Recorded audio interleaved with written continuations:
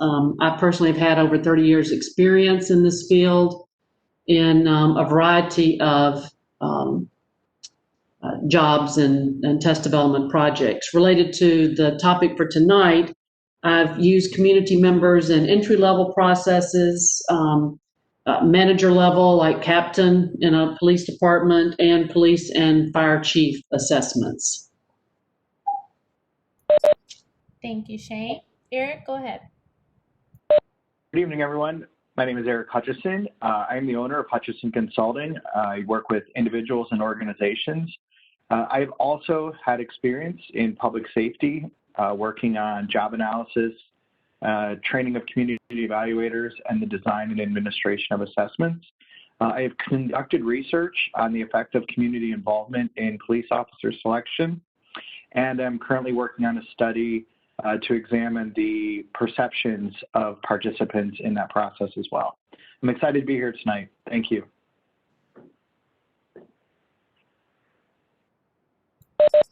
Thank you, Eric. We're excited to have you. Antoinette?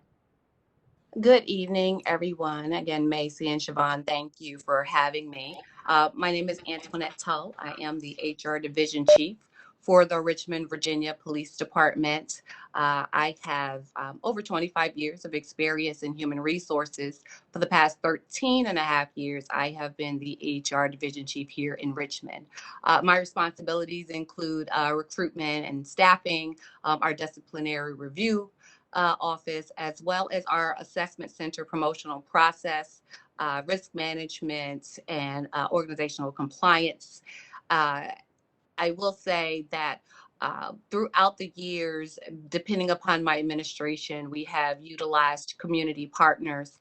Mainly, I've been able to use them at my leadership level, although we have had community partners assist with our recruit entry level processes as well. I do absolutely believe that this is a necessity, and I am excited to be here and share some of the things that I'd actually like to see moving forward as we continue the road to police reform. Thank you for that, Antoinette. And last, we have Amanda. Good evening, everyone. I'm Amanda Jackson. I have 15 years of fire HR experience, and this is an exciting time to join forces and move the conversation to truly encapsulating and engaging our community with our processes. Experience with industrial psychology includes entry level all the way through assessment, promotional processes, job analyses, and classification and comp to ensure that not only our incumbents are comparatively receiving the salaries, but also that we remain within the realm of ensuring that we retain our workforce. This is an exciting time for us. We have engaged the community here in the city of Alexandria at our senior executive level. So to share with the other panel members to engage at the entry level for fire will be something that we will definitely take note of and move forward with. So thank you and look forward to this community call. Thank you, Sharon and Macy. Thank you, Amanda. All righty, so let's go ahead and jump into the good stuff, right? Why are we here today? We really wanted to start off by setting the stage. And I want to ask Shane and Eric to take this question and really give insight from an IO perspective, right? This is an IO community call. This is a community of IOs. So why is this a topic that IOs should pay attention to, especially in light of the current social climate and the spotlight on public safety and police reform? So Shane, you can go first, and then Eric, you can follow up. Okay, well, so I would like to challenge IO psychologists on this issue. You know, that we really are beyond engineering. And when I say that, I mean just engineering a test, right? So I think we have a responsibility beyond just creating a good test. I think that especially now in the current environment, I think transparency is critical. I think developing those partnerships is critical. And I think building faith in the processes is critical. And so that, I think, is something that is not a typical thing that our psychologists focus on, but I think that is a huge responsibility that we have to the folks that we're trying to develop good processes. I think all that's part of that process. Thanks, Shane. I completely agree with the topics that you mentioned for some of the reasons why we should be doing this. I would also like to add to that this is also an invitation to the community to participate in a process that has a direct impact on them. So we have read about studies on community-oriented policing. We have talked about that, and there are studies that show that it works.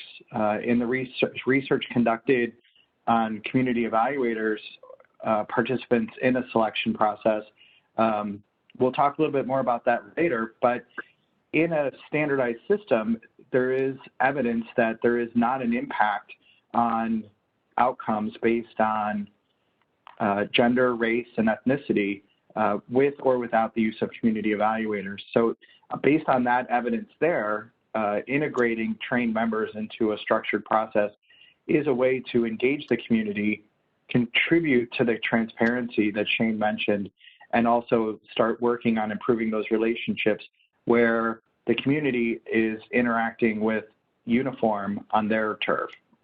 Thank you. Perfect. Thank you, Eric. And yeah, I totally agree with both perspectives, and I think this conversation is very important, and I'm super excited for the discussion. But before we get into this discussion, I just want to gauge the audience's familiarity with this topic. And so we have a little poll that we want to do. And it's just basically asking you all as participants, are you familiar with President Obama's 21st Century Task Force on Community-Oriented Policing? We have 3 options: not at all familiar, somewhat familiar, and extremely familiar. You want to go ahead, take a moment or two to submit your responses, just so we can gauge how familiar you are with this topic overall.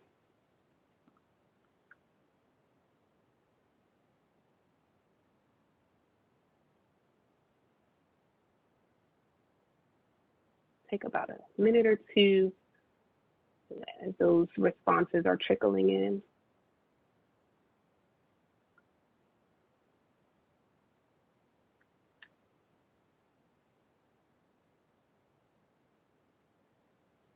President Obama's 21st century. Macy, I'm not seeing the results. Are you able to see them on your end? Yes, actually I am, and I'm smiling. Okay. We have some good results. I'm not sure how to share the results out while the poll is still open, but in about 10 seconds I'll close the poll and see if I can share out the results to the audience. I believe I can. Cool, sounds good.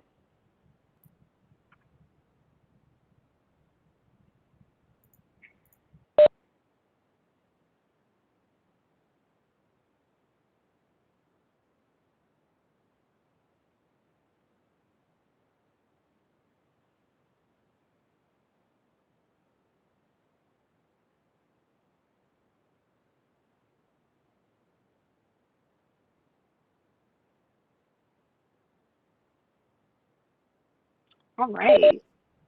So the poll has closed. Yep, it's closed. And it looks like the majority of you said you're not at all familiar. We have about 14 people who said that they're somewhat familiar, 8 people who said that they're extremely familiar. So that's good. I mean, just to gauge, so this information should be kind of helpful to you, but I'll just give you a little background on what exactly the task force is or was, unfortunately. But President Barack Obama signed an executive order to create a task force in response to the shooting of Michael Brown, who was shot by a police officer in Ferguson, Missouri. And so President Obama signed this executive order for that and several other events that had occurred.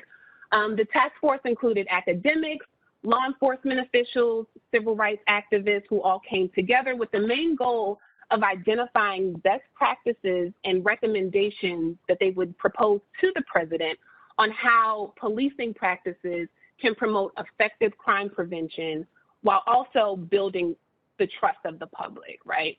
And so this task force generated about 59 recommendations and about 92 action items. And they were all included in a final report that was then presented to President Barack Obama. And this report essentially created a roadmap and a clear direction for how policing could look in the future. However, in about the first 100 days of President Trump's administration, he set out to deprioritize the implementation of some, if not all of these recommendations that were included in this report. And so Blacks in IO thought, what a great idea to revisit some of these recommendations, specifically the ones around community involvement and how, you know, the community could be involved in recruiting, assessing, and selecting public safety officials as a part of, you know, overall police reform. And so, you know, as IO psychologists, we thought that this was very important. You know, we felt like we had the expertise to contribute to overall police reform, and we thought that this discussion was extremely appropriate. And so hopefully you all find it to be beneficial. As Eric stated, hopefully this encourages you as an invitation as a part of the community or as an expert to get more involved in police reform, specifically with the selection and assessment of police officers. And so I'm excited. Let's just jump right into the discussion. And I'm going to start with the first question. So, you know, we see that you need to recruit community members to be involved in this process. So Shane, how do you typically go about determining which community group to pull from? So, you know, this is one of those, again, an issue about partnering with your particular community. So it's really reaching out to different organizations and having that conversation that, you know, this is what we're interested in. This is how we think you could contribute. We think this is important. And so you've listed here, Siobhan, a whole bunch of different types of community groups that we think are real opportunities to tap into people who want to contribute. You know, and this is not just about, and I do want to make this part clear. I know we were talking about 21st century policing, but we're also talking about public safety in general in terms of, you know, expanding that partnership with the community. So, you know, fire, correction, sheriff, as well as police departments. Perfect. Thank you, Shane, for that insight. So I'm going to ask Eric, and then we'll also jump to Amanda and Shane to give their input on this as well. What, in your opinion, is the type of technical knowledge needed, if any, from the community members who are participating in these processes? Sure, thanks. While I certainly think that it's important that somebody participating in this has gone through experience or has had experiences in assessment, selection, and hiring and evaluating candidates, if there is a training process for the community evaluators that uses a standardized method of assessment and selection, which should be the bare minimum in any position from an IO perspective, then an individual can be trained on this instrument, and in working on a panel where there is discussion around rater agreement and or disagreement, it provides an opportunity for somebody without experience as an IO psychologist or HR professional to have that opportunity for their voice to be heard. Perfect. Thank you. Amanda, do you want to jump in on that same question? What technical skills do you think the community members need to be more involved in this process? Well, I just want to also add the piece of critical thinking skills, because what we're talking about is engagement. And if we're identifying community members from homeowners associations, other special interest groups, developing these partnerships. There are individuals who we know or our other resources where they're going to recommend those individuals who are going to add value. Because when we're engaging, we want to add value to the process. So by doing so, there are individuals who have provided solutions. We don't need the naysayers being added to the process, but it's a conversation, it's an in-depth conversation that has to take place between the agency, the community, the in-between of who do you recommend that can be part of the process. So whether it's those who provide solutions, critical thinking skills, again, as Eric mentioned, if they have a background in interviewing, assessments, but people that are going to have a positive impact because they also have the vested interest. They live there. And public safety is about public trust. So that goes back to Shane's earlier point of transparency and having this marriage, if you will, of community with public service. Thank you, Amanda. And Shane, I just like to hear your insight as well. Do you have any other skills that you think you can add to what Amanda and Eric has already, offered for us? So are you asking me, Siobhan? Yep. I'm Okay. sorry. Can you hear That's okay. me? Yeah, I can hear you. So, we're kind of dipping over into the vetting process a little bit. But from my perspective, I don't really care if they have any technical knowledge. Eric touched on this in terms of, there's an obligation to train people, right? So it would be remiss if you had a process that you did not train people in terms of the process. I mean, we deal with that all the time for assessors at any level, wherever they're coming from, they have to be trained. So our bigger interest is, are they motivated? Are they interested? Do they have and to Amanda's point, do they have a vested interest in the outcome? Because it's their community and because they want to see the right people, into those positions. So I think one of these things with the partnership, I'm talking about determining which community. So if you're having these conversations, you really want, let's say you go to, a church organization. And so you're talking to the pastor, you're talking to the leaders in that organization saying, look, this is what we're trying to do. So tell me, obviously good standing, but tell me who we should involve in this process. Who are those who are most interested and, to Amanda's point, will contribute the most? So that's, I think, in terms of whatever technical knowledge or background you need to have, I think those are the big drivers. Macy, this is Antoinette. I just wanted to chime in really quickly. Most law enforcement agencies actually have a community engagement unit. For us, we do that, but we have been a community-oriented policing agency since the early 2000s. So we built a lot of relationships within our community. We have in the past, and like I said previously, most of our community evaluators are at our leadership level, but we have utilized professors from universities. We love our professors in CJ, in CJ social work and psychology. We've also utilized our local law schools for their professors as well, because what we find is that the technical skills don't matter, but having sound judgment and the ability to be critically compassionate about what we are trying to do in our community and with our agency is very important to us.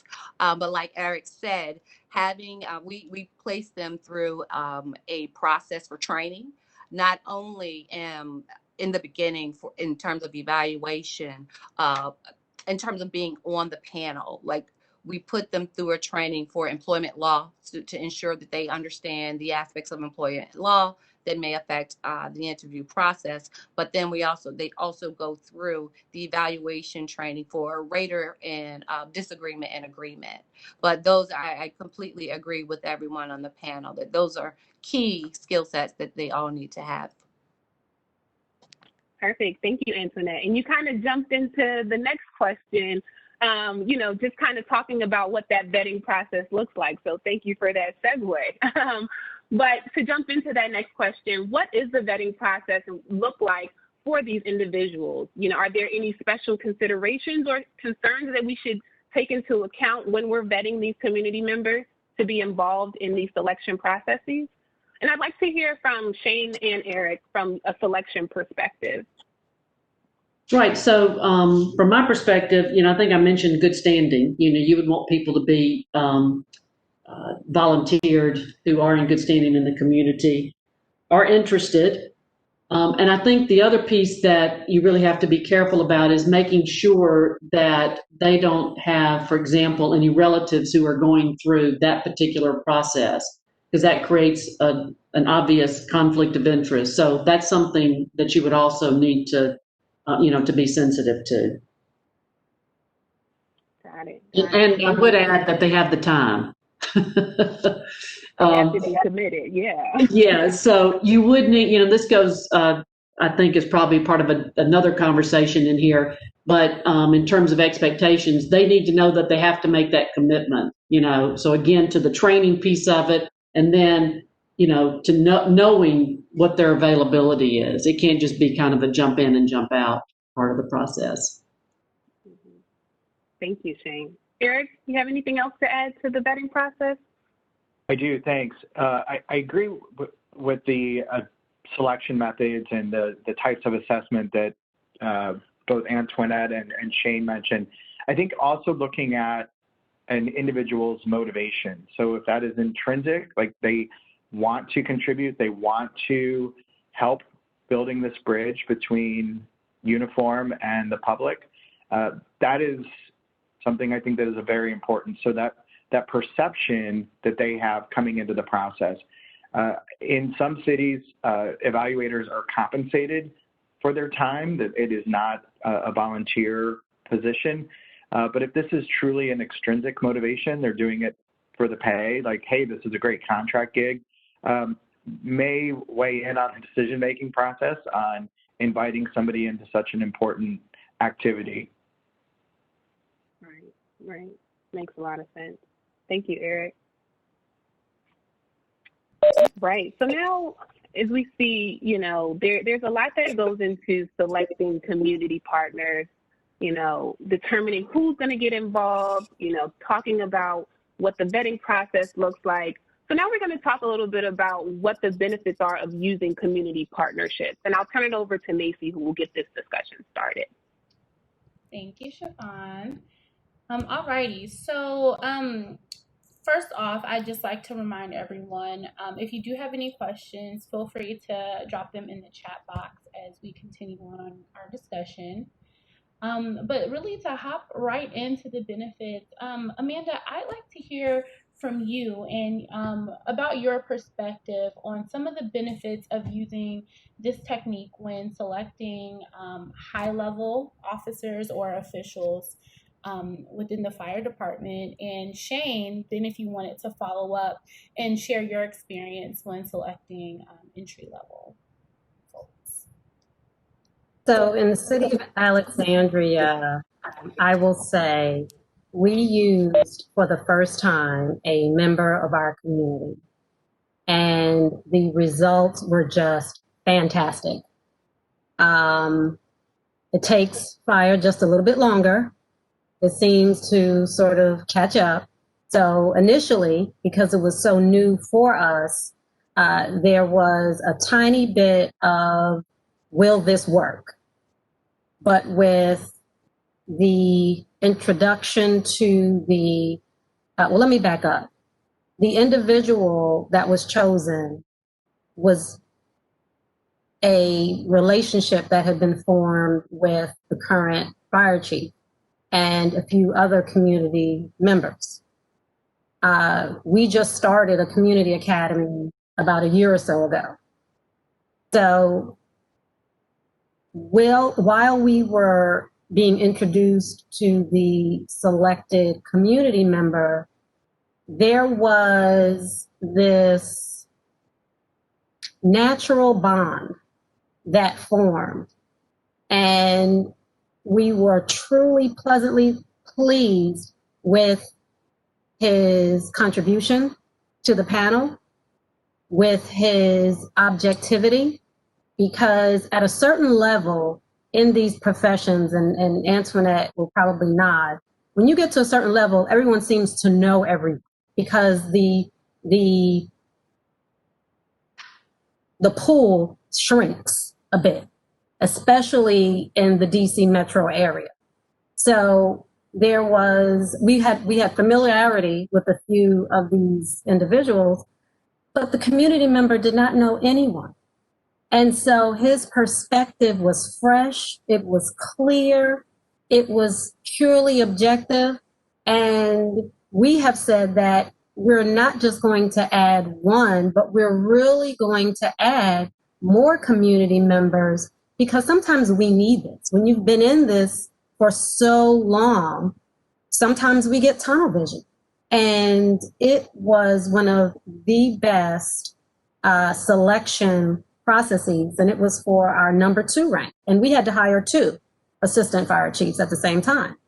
So this individual far exceeded our expectations, and it was just a great win-win.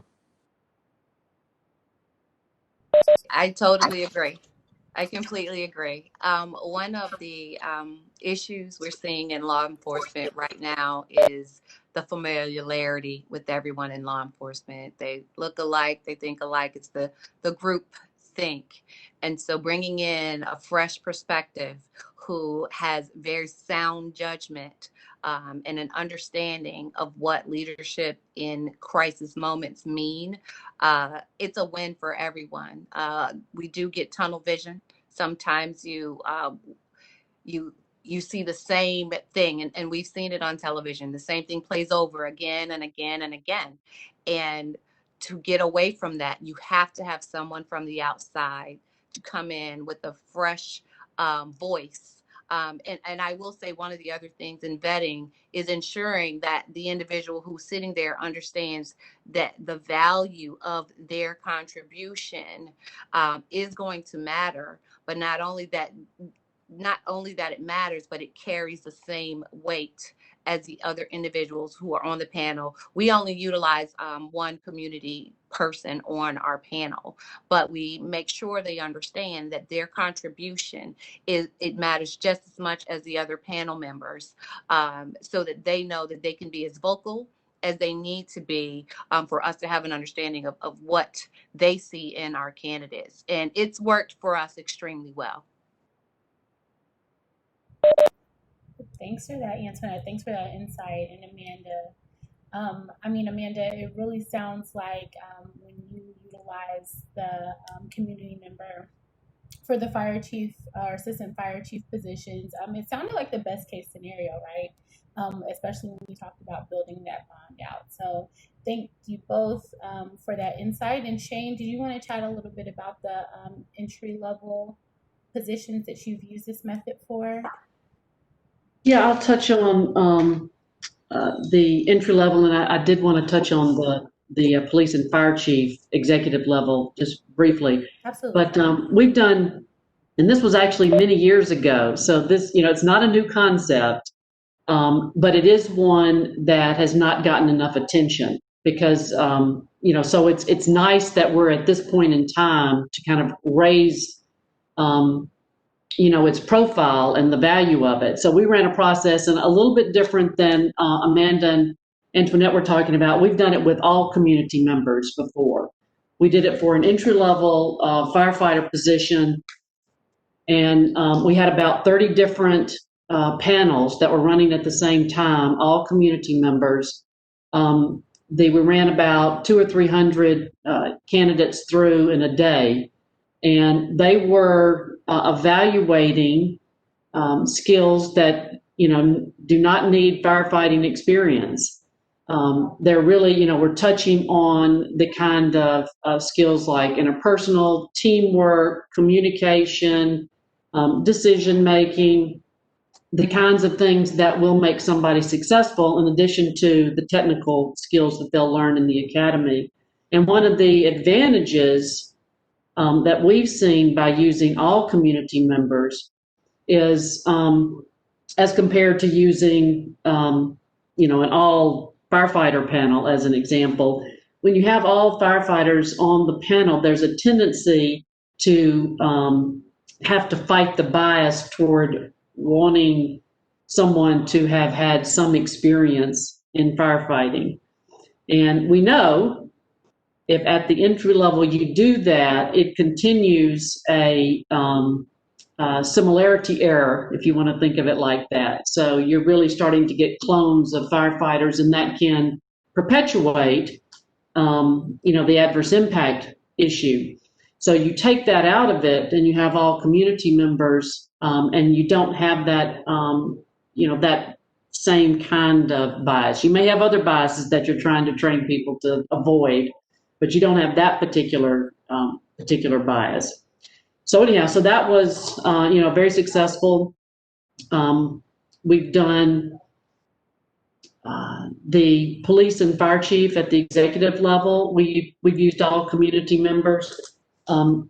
With, range, we've had pastors, we've had business leaders, entrepreneurs, teachers, principals, engineers, the range of folks. And those are usually selected in the recent fire chief that we did. They were selected by the city manager in trying to identify folks who she knew were impacted, it's small communities, so they would be impacted by it, and they had an interest, they had voiced a particular interest. And in that particular case, we do very siloed exercises. So there's a separate panel for this exercise, a separate panel for this exercise. And so each panel was giving the city manager a different perspective on the candidate. And at that level, you're really thinking less about the technical skills as you are the, executive leadership, community building, that interaction, how to make good decisions, in critical situations. And so most of the people that we would have at that level serving as panel members have had to make those, not obviously not a fire chief or a police chief, that type of decision, but they have had to make critical decisions. They have had to carry, make decisions that had severe consequences. So I think, Amanda and Antoinette, y'all were actually touching on this a little bit in terms of that. I think, Amanda, you used the term critical thinking, but, especially at that level, I do think trying to find your community members at a similar level, is another useful way. At the entry level, I think you can have a much wider range of experience. But in talking with the assessors at the end of these processes, and we've run, I think, maybe 10, 15 at the executive level, they're all so grateful for having the opportunity to play a role in that decision, recognizing that they're not making the final decision, but they're having a critical role. And what we would have them do is go through the structured rating process and then meet with the city manager at the end of the day after they had seen all the candidates. And then, just have a discussion. So here are the ratings, but now let's have a discussion about, what we saw and how we felt about the 3, 4, 5 candidates. But they just were, it was interesting to hear them. Just really appreciated that opportunity to partner, with the city, to have any input in that kind of decision. And then you get that buy-in, right? So they see who's selected. And it may not even have been the one that they would have picked, but they felt like, they were part of the process and it played a role, and, they buy into it, which is incredibly valuable at that level for those positions. Absolutely, yep. Taking that community buy-in, right? It makes them feel like they're part of the process and gives them that responsibility and pride. So thank you for sharing, Shane. And just to save on a little bit of time, I'm going to merge together our last couple questions here, and I'll open it up to the entire panel. So just in general, what are some more benefits of using the community or using the community partnerships, right? So looking at an operational cost implication, also looking at recruitment pipelines, and then overall implications on the community. So I'll start with Eric, and then we can bounce on to Antoinette, and if anyone else has input, you all can add it after that, please. Great, thank you. Shane brought up a similarity error where a rater may be more inclined to score somebody higher because that person looks or speaks or responds to a situation in a similar way. Where I think that we're going to have a really good opportunity to evaluate the recruiting implications of this is if recruits see somebody participating in the selection process, i.e. a community member, who is similar to them, right? So a lot of recruits and applicants already have a negative perception of a selection process and aren't aware of all of the steps that are involved in a multiple hurdle process. And they're also not aware of the structure associated with those. So if cities are promoting the use of community members participating in this process, not only does it create transparency for the community, there is a hypothesis that an applicant may be more likely to apply and consider going through each of those hurdles if they know that along the way, somebody who looks like them is also going to be involved in this process. I completely, again, I agree, Eric, we're just kind of in agreement here. I'm agreeing with everyone. One of the things I want to really convey to everyone is my excitement about this training. I also, this workshop, I was also on one a couple of weeks ago with Blacks in Tech. It's just the collaborativeness of it right now. Law enforcement, this is probably the first time in recent history that there's been such a global conversation with such power behind it. And so right now, operational costs, in Richmond, we had civil unrest. We've still been going up and down with that. Operational costs, where we've been told in the past that our purse strings are tied, we're actually now able to request a lot of things that are community oriented that we've done in the past that were taken off of the table because of our financial crisis. And so now, in terms of cost for it, those are things that we're willing to, or our administration is willing to weigh the value. What is the value? And the value for us right now in law enforcement is our community. We would not exist without the community. And so I don't think in a lot of jurisdictions that are really, really, truly interested in reform, I don't think the operational costs will no longer, will be a hurdle as much as it has been in recent history. The other thing is the recruitment pools. Like I said earlier, we've utilized the universities, college professors, but we've also utilized nonprofits. We've utilized our faith-based communities, because here, the community policing model for me has always meant that our law enforcement officers have to reflect our community.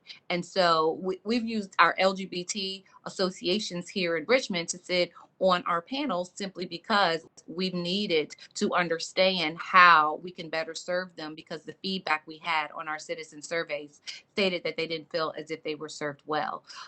So the necessity now of law enforcement becoming more open is going to be available for IOs, for anyone, tech, anyone who is actually interested in helping us move along in reform. but it certainly is a recruitment. Because I know Amanda may say this and agree as well. It certainly has been a recruitment tool for us, because we've been able to go back to those universities and have those professors, have our faith-based leaders speak on our behalf and ensure that individuals come into our pipeline. So that's a continuum that we rarely take issue with. It's And I think another piece about the operational cost, if you're not using firefighters and you're using community members, then you're not having to pay overtime, you're not having to backfill, you're not having to do those kinds of things that really do pull resources off of the front lines.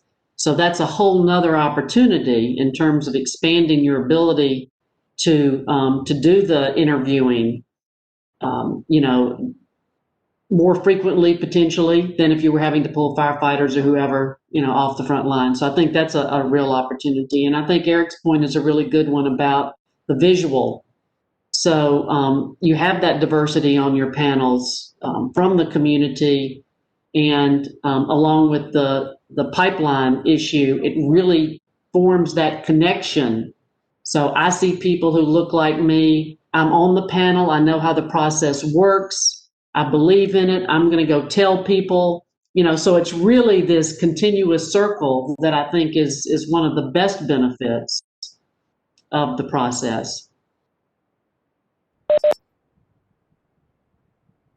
Absolutely. Amanda, anything to add before we jump on to the next topic? No, I concur with my fellow panel members. All righty. So next, we wanted to actually give Eric an opportunity to chat about some of the research that he's recently conducted. So Eric, would you mind sharing some of your findings with the group, please? I'd love to. Thank you very much. So when I was, actually I could talk about this for hours, but I'm going to keep it to less than 5 minutes, I promise. So when I was working with the City of Columbus, the initiative for the community evaluators was starting, and that's actually how I became introduced to the public safety team. And when it came time to start training the community evaluators, I went to the literature to see who else is doing this, what are the processes they're using, how are they measuring it, and I really had a hard time finding any city that was publishing that they were engaging community members and giving them a stakeholder vote. Amanda talked a little bit about that a few moments ago, that by them having a vote in the process, then you can measure the effect, whether it's engagement or selection outcomes. So that led me to the topic for my dissertation to see, what happens when you bring community members in and how does that compare to previous years? And for this study, I looked at more than 2,500 candidates and 162 academy recruits in 2 years, where the panels were comprised of 2 uniforms and a civil service employee. And then the 1 year where the panel was modified to be 2 uniforms and a community evaluator, with the civil service employee playing the role of the moderator for the panel to ensure that, any of those rater errors that we've touched a little bit upon were not happening, right? And so when examining rater agreement and selection outcomes based on subgroup differences, there was not a statistically significant difference among rater agreement in the years with or without community evaluators. Measuring subgroup differences, whether gender, race, or ethnicity, none of those were a predictor of performance on the assessment.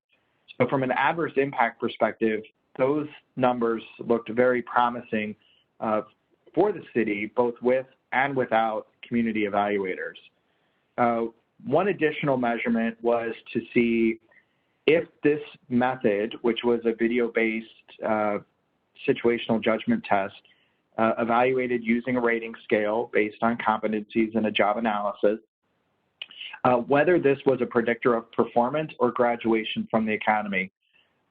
Although the test demonstrated face validity and was linked to a job description and was a very fair representation of the job, the test score was not a predictor of performance in the academy from a rating or a graduation perspective. So not to deter from the use of community evaluators, but again, with or without them, the outcome was not statistically significant, which again, we're always looking for statistical significance, but in this example, I think there's great significance that we did not find an effect. And the additional research that I'm continuing to do is now measuring the perceptions of the participants in a process such as the community evaluator programs. So what were their perceptions before and then after participation? And then not only from a community evaluator perspective, but also from the uniform and the candidate and the civil service employee members of, this is what I kind of thought would happen by engaging the community, but then here's what actually happened. So that's a current study that is undergoing right now, and I look forward to presenting those results in the future. Thank you. Thanks, Eric. And we are looking forward to having you come back and share those results with us. And so I know that we have been chatting, right, about everyone on the line, everyone on our panel, we're really excited about this method, right? Using community in the recruitment, selection, and assessment. And we've talked about a lot of positives, right? But we wanted to touch on some of the cons in using community members in selection. And just for time's sake, we're going to kind of merge all four of these topics together, right? So what I asked of the panelists is if you want to chime in on any four of these topics, please do. We'll give each of our panelists a chance to just kind of wrap up their thoughts on this method, chat on one of the cons. So yeah, I will go ahead and start with Shane. Well, I'll start with, I know we had talked about some of, the cons, but in reality, I don't think there are a whole lot.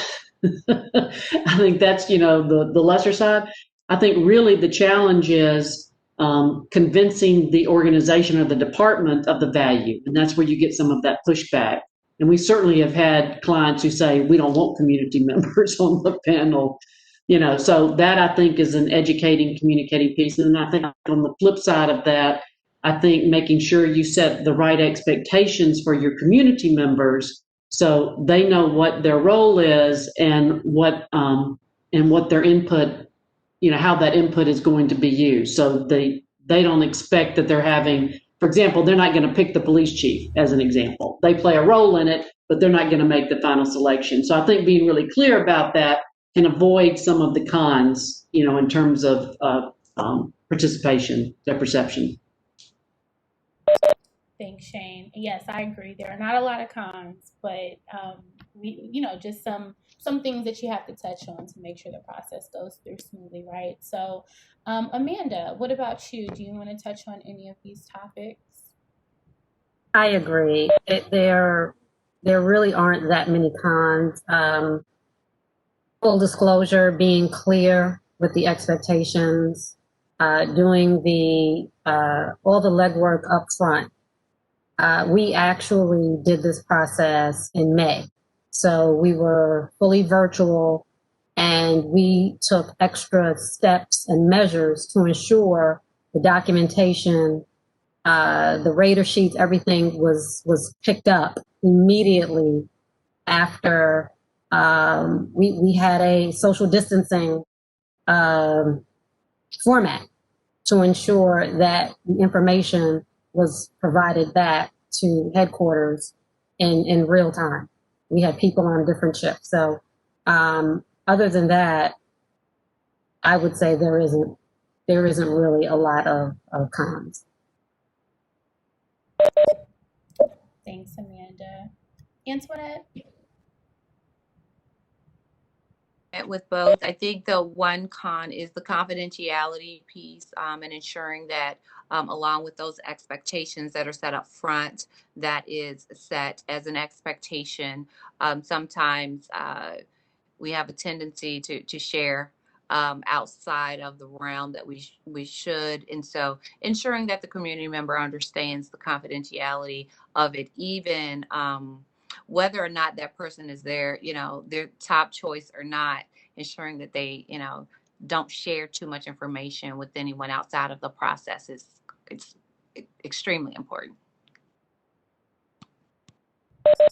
Thank you, Antoinette. And then finally, Eric. Sure. I do think it is the perception. When I originally presented this topic as an idea for my dissertation, some of the questions I received were, what does anybody in the community know about hiring public safety, right? I've had the pleasure of presenting this research at 2 different conferences, and in conversations with people after the presentation, 1 or 2 people would say that would never work in our community. It's so litigious, and I said, well, let's talk a little bit about that. So, the perceptions that this is, the community's brought in to just make the decision without any measurement or structure in place is probably the biggest hurdle to overcome in creating more awareness about an initiative like this.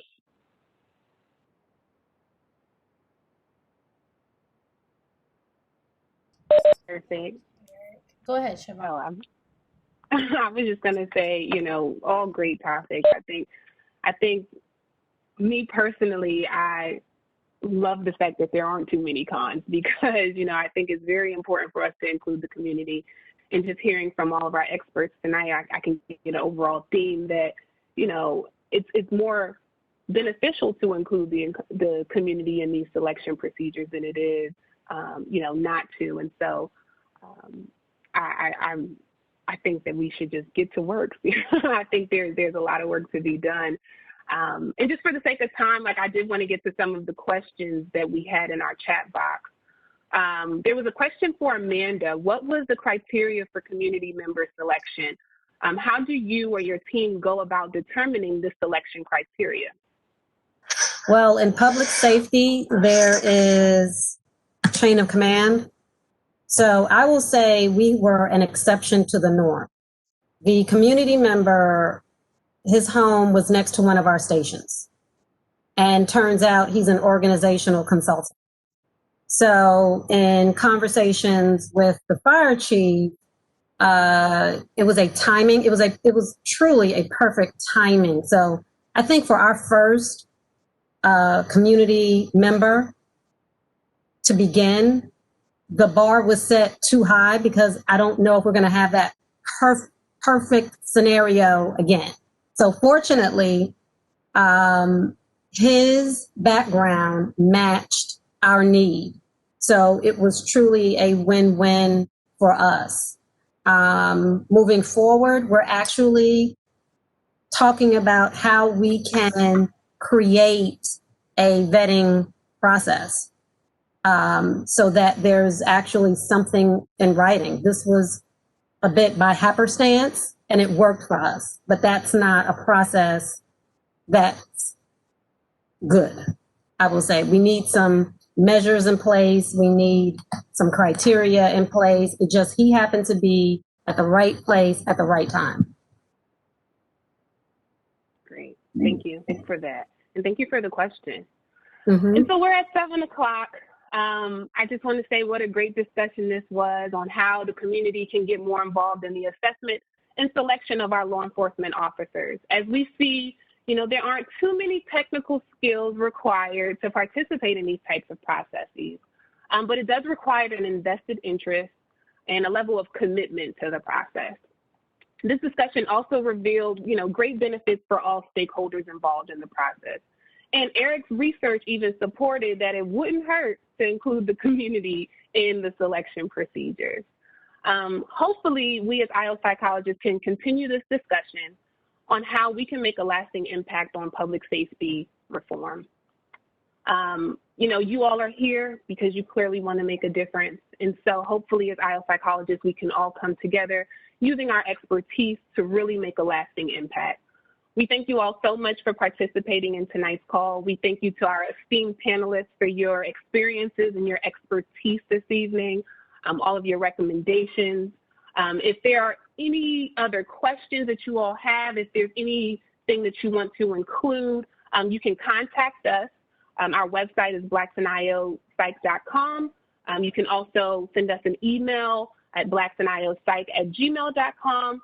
And we also ask that you follow us on our social media platforms. We have a LinkedIn group, Blacks and IO, and we also have an Instagram page where you can see, all information about our organization. You can browse our resources, get updated information on our upcoming events, and you can also donate and continue to support Blacks and IO as we continue to make an impact in this industry. Again, we thank you all so much for your time this evening, and you have a wonderful evening. Thanks. Thank you. Thank Good night. you. Thank you. Good night, everyone. Good night. Thank you.